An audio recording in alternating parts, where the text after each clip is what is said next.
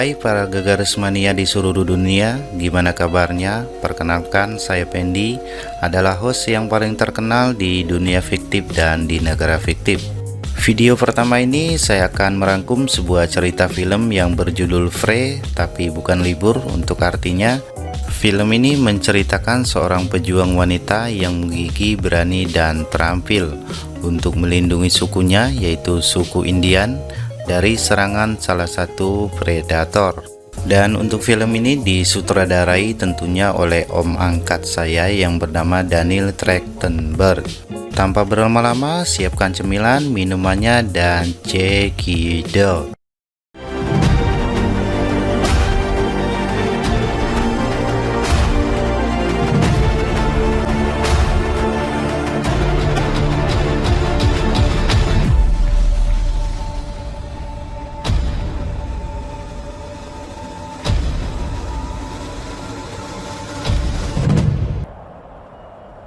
Awal cerita kita akan dibawa kembali pada masa abad ke-17, tepatnya pada tahun 1719. Dan kisah akan berfokus kepada seorang wanita yang bernama Naru, tidak pakai to, inilah orangnya. Naru berasal dari suku asli Amerika, yaitu suku Indian. Dia tidak seperti wanita pada umumnya yang sukanya jalan-jalan, belanja. Naru ini sukanya berburu. Dan setiap kali berburu, dia selalu ditemani oleh seekor anjing. Pada suatu hari, Naru sedang bermain mengasah kemampuannya dengan melemparkan kampaknya.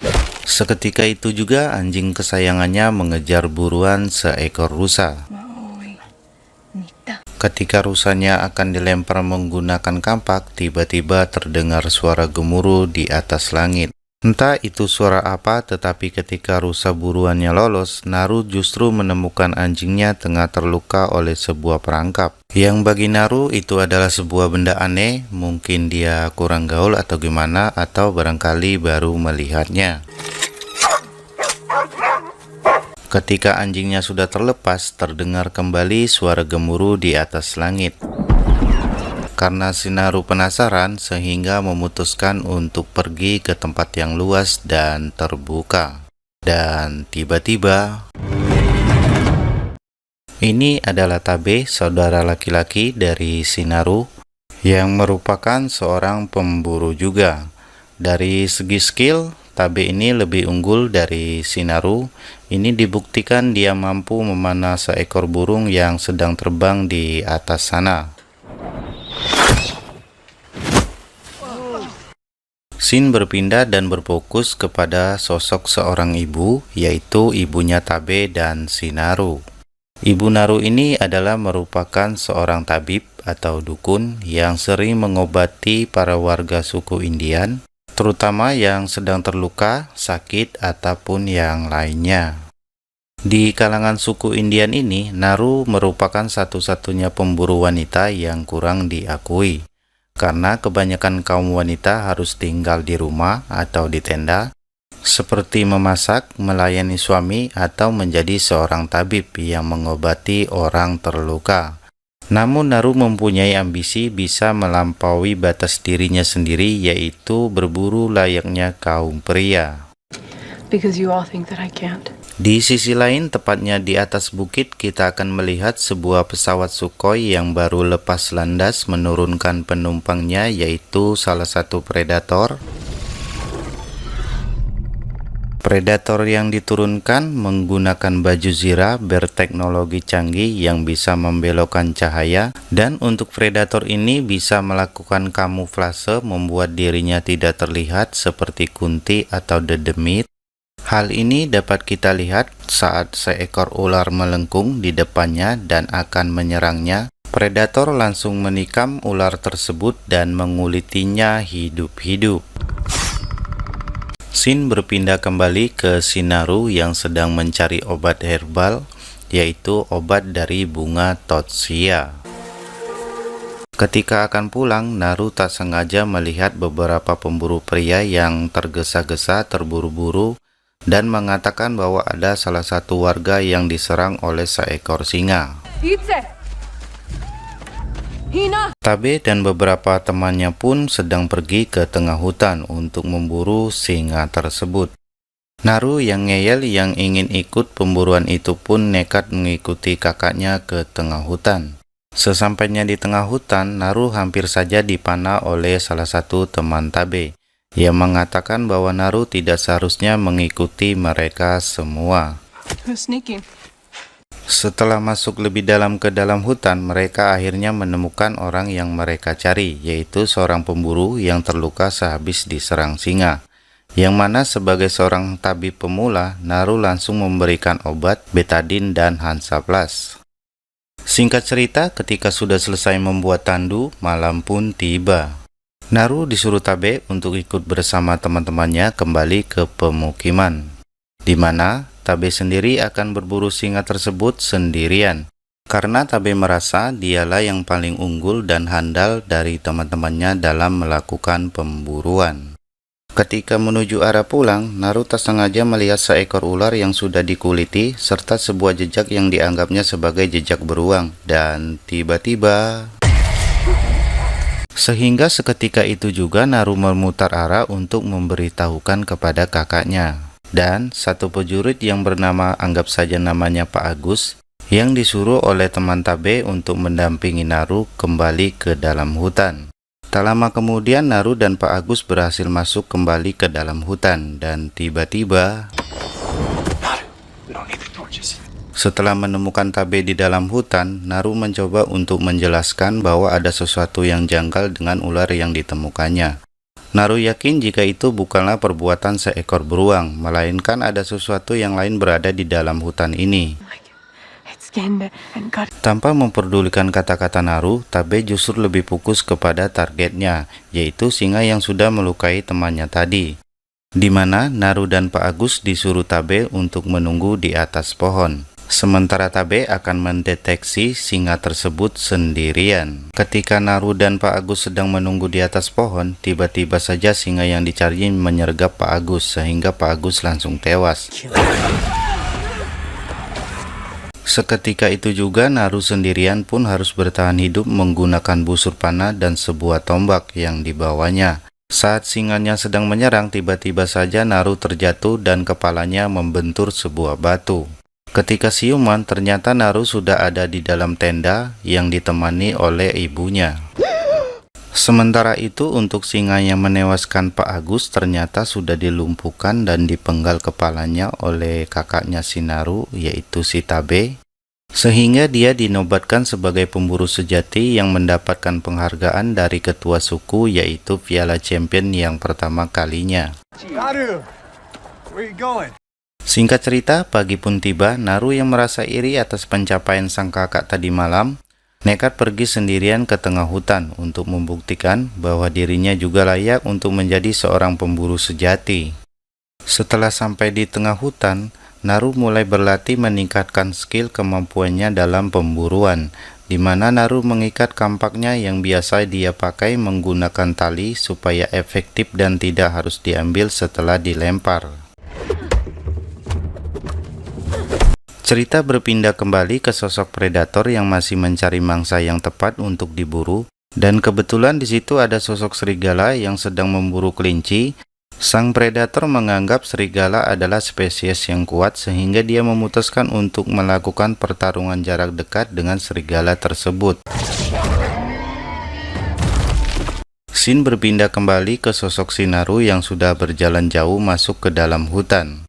Dia tak sengaja melihat dan menemukan sesuatu yang mengejutkan, yakni menemukan sekelompok kerbau yang tewas dikuliti entah perbuatan predator ataukah tukang kendang. Kejadian ini menurut Naru sangatlah melanggar hukum dan norma-norma kekerbauan.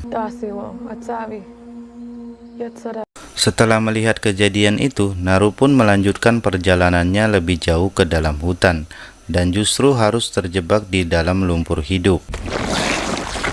Di situ Naru mencoba untuk menggunakan skillnya dengan melemparkan kampaknya, sehingga dia berhasil selamat dari lumpur hidup tersebut. Saat sudah selamat, di situ pun Naru menemukan seekor beruang yang cukup besar. Di saat itu juga ketika dia akan memanahnya, tak diduga busur yang digunakannya patah, sehingga beruang pun menghampirinya. Beruntung ada si anjing yang berhasil mengalihkan perhatian beruang tersebut, tetapi saat Naru turun ke bawah, beruang tersebut menyadari keberadaannya. Sehingga dengan terpaksa, si Naru menceburkan diri ke dalam air dan bersembunyi di dalam tumpukan kayu. Pada detik-detik tegang inilah, Naru yang untuk pertama kalinya bisa melihat langsung sosok dari sang predator, yang saat itu sedang melakukan pertarungan dengan si beruang, dan tentu saja dengan teknologi yang dimiliki sang predator, si beruang pun tewas dengan sangat mudah. Naru yang ketakutan terpaksa kembali menceburkan dirinya ke dalam sungai. Dan di sini terjadi sesuatu yang menarik ketika sang predator tidak mendeteksi adanya ancaman atau bahaya pada diri Naru yang sedang hanyut di bawah arus aliran sungai. Ketika sudah berhasil naik ke daratan, Naru bertemu dengan kelompok teman kakaknya yang ditugaskan untuk menjemput dirinya. Sebut saja untuk nama komandannya Waang. Waang mengatakan bahwa kakaknya sendiri sedang melakukan pencarian di sisi lain. Saat itu juga Naru menceritakan bahwa dia baru saja melihat sosok sang monster, tetapi Waang tidak percaya begitu saja, malah menganggapnya itu adalah sebuah lelucon. Setelah itu Waang membujuk Naru untuk segera pulang, supaya ibu dan kakaknya tidak khawatir. Karena Naru tidak mau diajak pulang dan memberontak, akhirnya Waang memutuskan untuk mengikat kedua tangannya.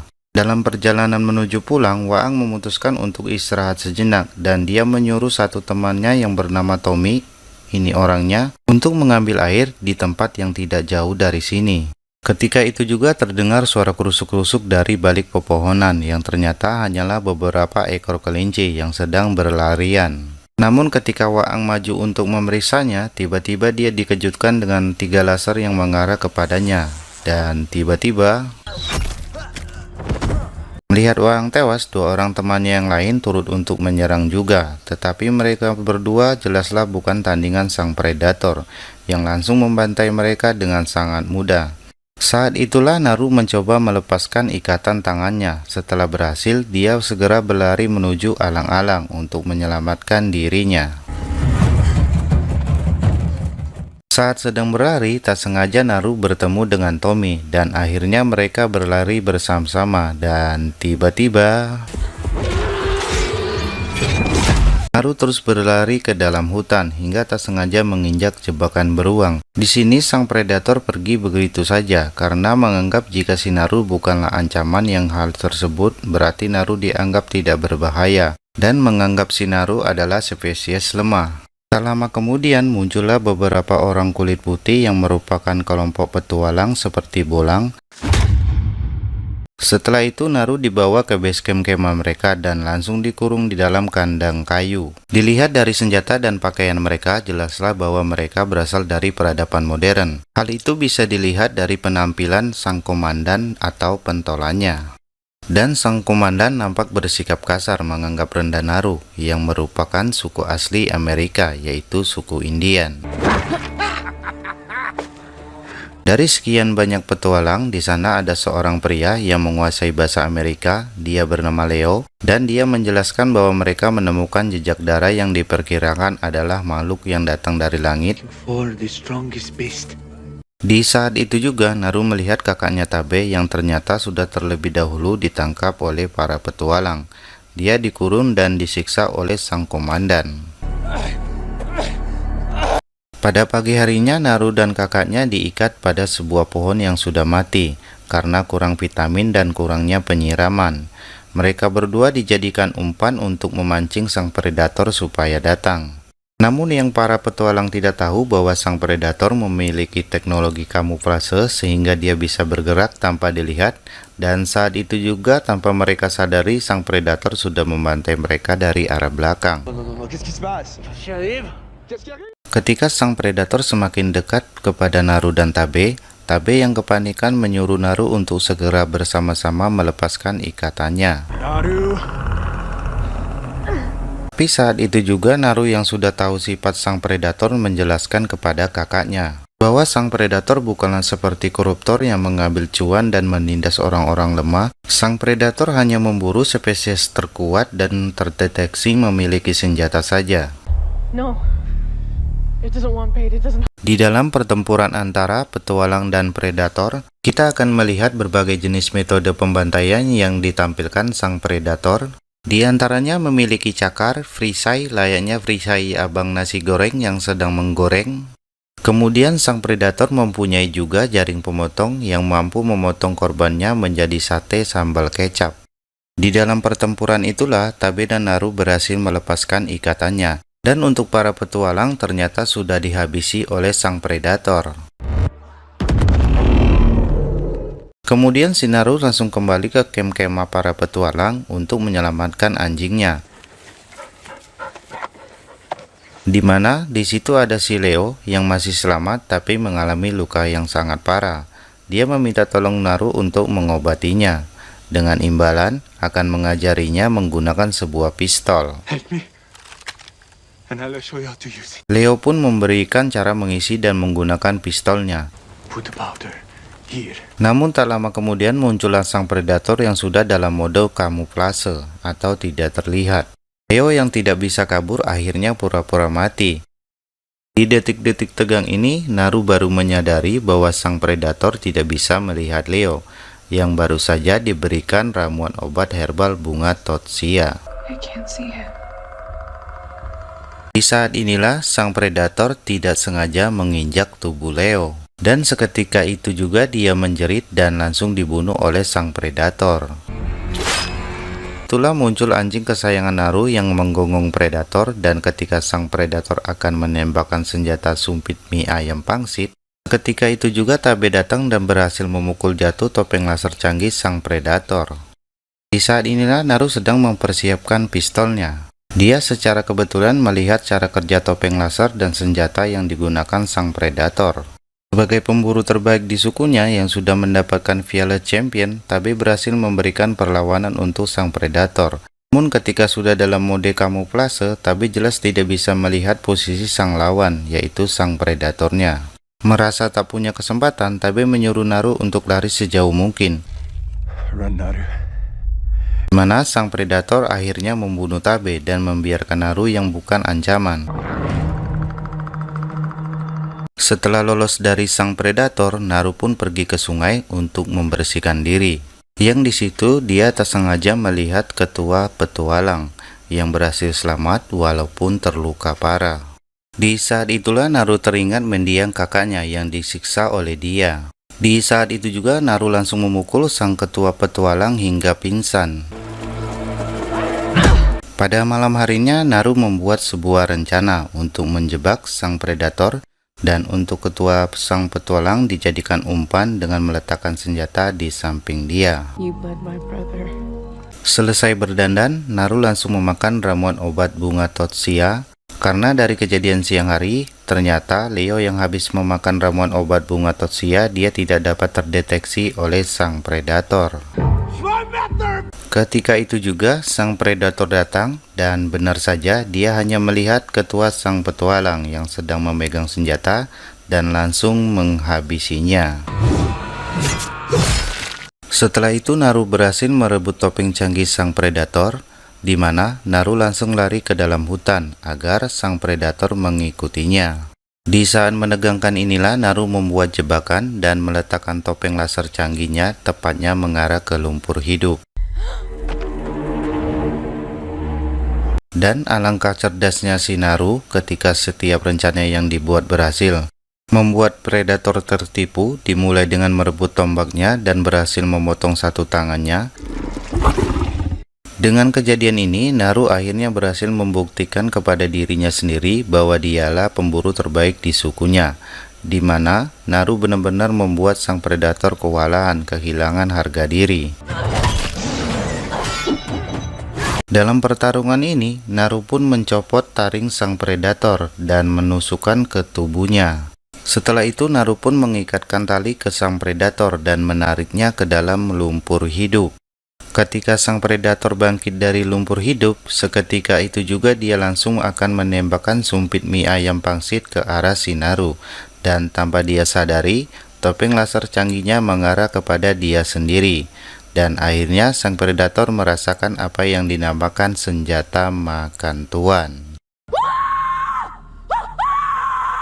Setelah semuanya selesai, Naru kembali ke desanya sambil membawa kepala sang predator sebagai bukti bahwa dia berhasil membunuh sang predator dari makhluk yang paling buas yang pernah ada. Dan Naru juga berhasil membuktikan bahwa dirinya layak dinobatkan sebagai seorang pemburu sejati yang pernah hidup di suku Indian. Tamat ending yang cukup menegangkan dan menaruhkan. Pesan yang kita bisa ambil dari kisah ini, kita bisa mengambil sisi positif dari sosok si Naru yang mau belajar dan pantang menyerah dalam menggapai sebuah tujuan. Akhir kata, saya dan kru yang bertugas hari ini mengucapkan terima kasih dan sampai berjumpa kembali di video selanjutnya. Bye-bye.